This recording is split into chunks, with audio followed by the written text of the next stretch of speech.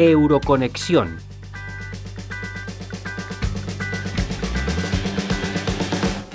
El peso de la investigación en Europa, la financiación de proyectos.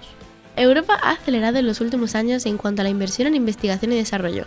Ha pasado de destinar el 1,77% del PIB continental en 2000 y 2007 a invertir el 2,07% en 2017. Los datos publicados por Eurostat revelan que son Suecia, Austria y Dinamarca los países que más dinero porcentualmente dedican a la investigación y al desarrollo. En el lado contrario, Rumanía, Malta y Bulgaria. España, por su parte, queda lejos de la media europea y solo invierte el 1,2% de su PIB en I+D. Europa tiene una larga tradición científica. Algo más de un tercio de todas las publicaciones son europeas. Otro tercio procede de Estados Unidos y el restante del resto del mundo.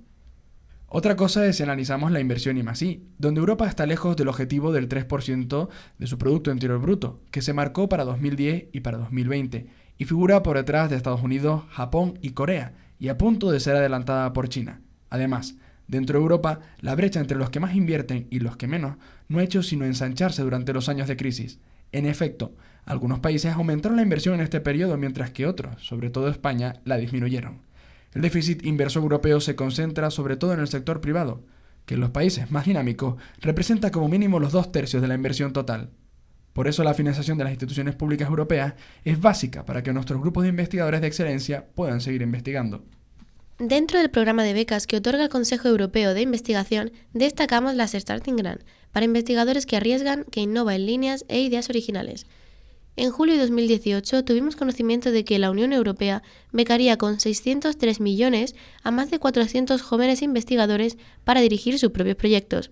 El Consejo Europeo de Investigación anunciaba que ofrecería un total de 603 millones de euros en becas a 403 investigadores de todo el mundo que acababan de comenzar su carrera profesional, entre ellos 17 españoles, para que creen y dirijan sus propios proyectos pioneros. Los fondos se repartirán entre científicos de 44 países diferentes que recibirán un máximo de 1,5 millones por proyecto.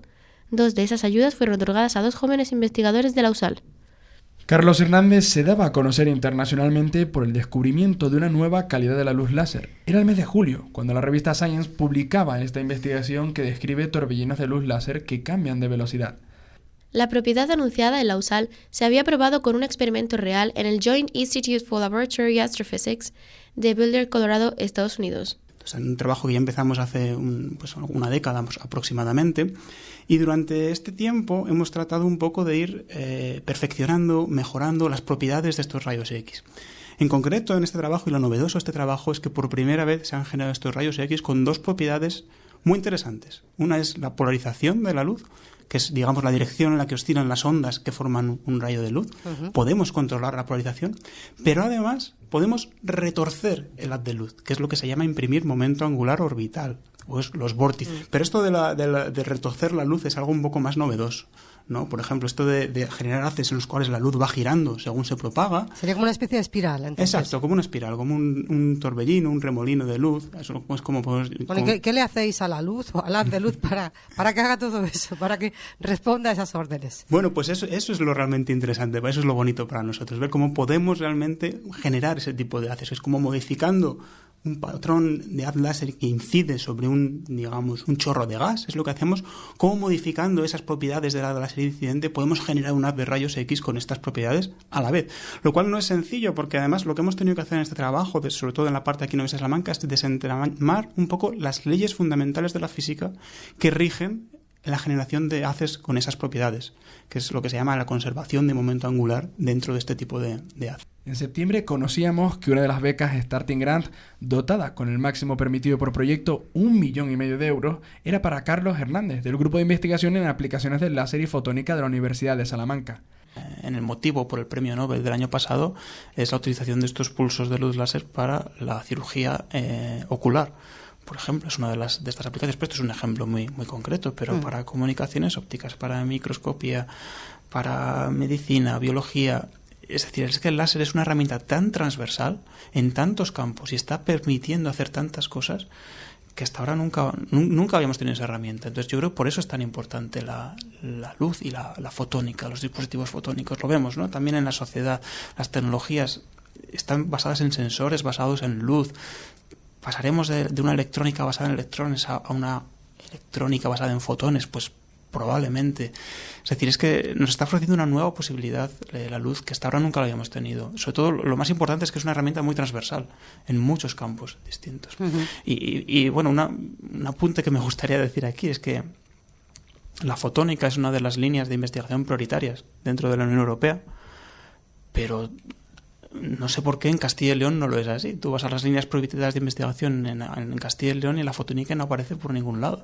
Cuando aquí en Salamanca tenemos un centro láser, ¿no? y tenemos grupos de investigación que estamos trabajando en ello. Entonces yo sí que me gustaría reivindicar que no es porque yo trabaje en esto, que aunque sea sigamos las directrices de lo que están haciendo en Europa y en Estados Unidos, y que la luz y la fotónica es una de las líneas de investigación prioritarias que deberíamos de tener. El proyecto, dotado, como decíamos, de 1,5 millones de euros, le permitirá seguir investigando en las nuevas propiedades de la luz láser. El proyecto que mandé y que propuse, pues hay una serie de objetivos entregables que tenemos que ir cumpliendo. Y en mi caso, pues lo que a mí me gustaría es poder extender estos haces de luz con torque y con vorticidad hacia los rayos X, ¿vale? Porque si vamos a los rayos X nos ofrecen unas posibilidades nuevas para poder penetrar en la materia y para poder ver cosas aún más pequeñas. Entonces me gustaría refinarlos hacia los rayos X. Ese es uno de los objetivos que me gustaría obtener, por lo menos, si no obtenerlos, sí por lo menos crear el camino para poderlos obtener, ¿no? Explorar,